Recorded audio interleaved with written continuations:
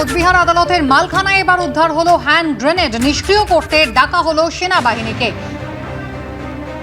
কোচবিহার আদালতের মালখানায় hand grenade উদ্ধারের ঘটনা। নিষ্ক্রিয় করতে এবার সেনাবাহিনীকে ডেকে পাঠানো হয়েছে। মালখানা থেকে হ্যান্ড গ্রেনেড উদ্ধার করে তোরসার চড়ে নিয়ে গেল সেনা।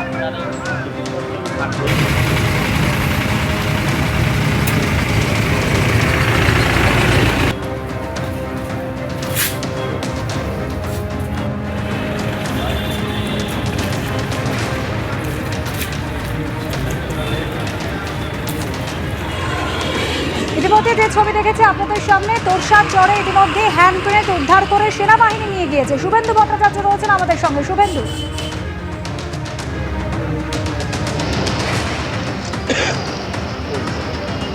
দেখো, গত 20 তারিখে কিন্তু কোচবিহার আদালতের সদর কোর্টের যে মালখানা রয়েছে সেখানে একটি গাজার বস্তার প্যাকেট থেকে এই হ্যান্ড গ্রেনেডটি উদ্ধার হয় এবং তারপরে সেই সদর কোর্টের যে মালখানা সেটা সিল করে দেওয়া হয়। এবং আজকে সকালে বিন্নাগুড়ি থেকে সেনাবাহিনীর জওয়ানরা আসে সেই যে হ্যান্ড গ্রেনেড সেটা ডিফিউজ করার জন্য। ইতিমধ্যেই কোচবিহারের বিসর্জন ঘাট সংলগ্ন তোরসার চরে তারা কিন্তু এসে পৌঁছেছে এবং দূরে সেই যে হ্যান্ড গ্রেনেড সেটা নিষ্ক্রিয় করার কাজ চলছে। যেটা জানিয়ে রাখি যে গত বছর ফেব্রুয়ারি মাসে একইভাবে কিন্তু মালখানা থেকে আরও একটি হ্যান্ড গ্রেনেড উদ্ধার করা হয়েছিল এবং যেটা পুলিশ সূত্রে জানানো হয়েছিল যে এই হ্যান্ড গ্রেনেডগুলি যে সেনাবাহিনীর অর্ডিন্যান্স ফ্যাক্টরি আছে সেই ফ্যাক্টরিতে তৈরি। তাই স্বাভাবিকভাবেই সেনাবাহিনীকে খবর দেওয়া হয় এবং সেনাবাহিনী এসেই সেগুলো আগেরটা ডিফিউজ করে এবং একইভাবে এটাও কিন্তু ডিফিউজ করে। যেটা জানা যাচ্ছে পুলিশ সূত্রে যে কিভাবে পাওয়া গেল ওই হ্যান্ড গ্রেনেডটা, যেটা যখন বিভিন্ন জায়গা থেকে যে গাঁজা সিজ করা হয় সেই গাঁজার প্যাকেটের অনেক সময় কিন্তু এই হ্যান্ড গ্রেনেডও পাচার হতে থাকে এবং সেটা প্যাকেটের মধ্যে থাকায় সেটা কিন্তু পুলিশের নজর পড়েনি এবং বহু বছর পরে কিন্তু যখন এই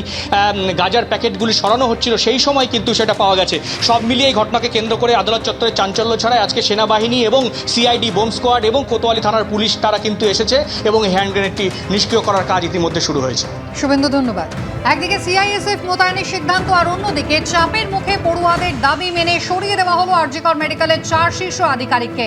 দায়িত্ব নেওয়ার 9 দিনের মাথায় অধ্যক্ষ পদ থেকে সরানো হলো আরজিকর মেডিকেল কলেজের নতুন অধ্যক্ষ সুরিতা পালকে। তার জায়গায় দায়িত্ব নিলেন মানস কুমার বন্দ্যোপাধ্যায়। সরিয়ে দেওয়া হয়েছে এমএসভিপি বুলবুল মুখোপাধ্যায়কেও।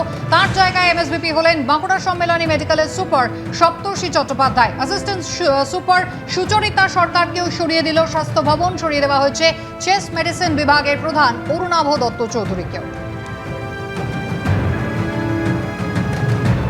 জিরাম কারঞ্জয় আমাদের প্রতিনিধি সরাসরি রয়েছেন আমাদের সঙ্গে। জিরাম, 4 জন শীর্ষ আধিকারিক তাদেরকে সরিয়ে দেওয়া হয়েছে। নতুন অধ্যক্ষ মানস কুমার বন্দ্যোপাধ্যায় আজ থেকেই কি দায়িত্ব নিতে চলেছেন?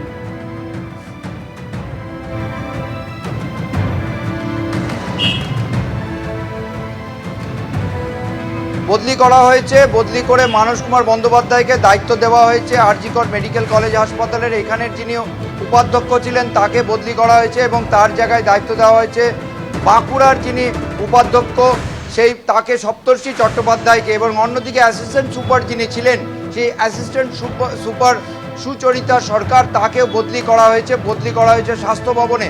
অন্যদিকে যেটা আমরা জানতে পারছি, সন্দীপ ঘোষকে তাকে প্রিন্সিপাল হিসেবে যে বদলি করা হয়েছিল ন্যাশনাল মেডিকেল কলেজে, তাকে সেই প্রিন্সিপাল পদ থেকে সরানো হয়েছে। এখনও অবধি কোন পদে তাকে স্থানান্তরিত করা হয়েছে সেটা চূড়ান্ত সিদ্ধান্ত নেওয়া হয়নি। তিনি যেহেতু ছুটিতে রয়েছেন, স্বাস্থ্য ভবন সূত্রে খবর তাকে স্বাস্থ্য ভবনে ওএসডি কোনো পদে স্থানান্তরিত করা হবে, তবে সেই সিদ্ধান্ত এখনও হয়নি। তবে এই মুহূর্তে যেটা জানা যাচ্ছে যে অর্ডার কালকে রিলিজ হয়েছে, সেটা যে সন্দীপ ঘোষকে ন্যাশনাল মেডিকেল প্রিন্সিপাল যে পদে তাকে স্থানান্তরিত করা হয়েছিল সেই পদ থেকে তাকে সরানো হয়েছে।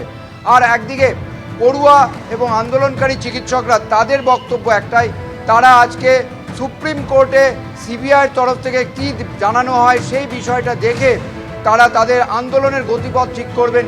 কারণ গতকাল তারা অর্ডারগুলো দেখার কথা বলছিলেন, এই অর্ডার তারা দেখেছেন, তাদের কাছে পৌঁছে গিয়েছে। এখন দেখার পরবর্তীতে তারা সর্বদলীয় তাদের যে বিভিন্ন প্রতিনিধি আছে কলেজের, তাদের যে জেনারেল বডি আছে সেখানে বৈঠক নিয়ে করে পরবর্তী আন্দোলনের কী সিদ্ধান্ত নেয় সেটাই এখন দেখার। যদিও এখনও অবধি তাদের বক্তব্য তাদের নন এসেনশিয়াল সার্ভিসে কর্মবিরতি তারা চালিয়ে যাবে।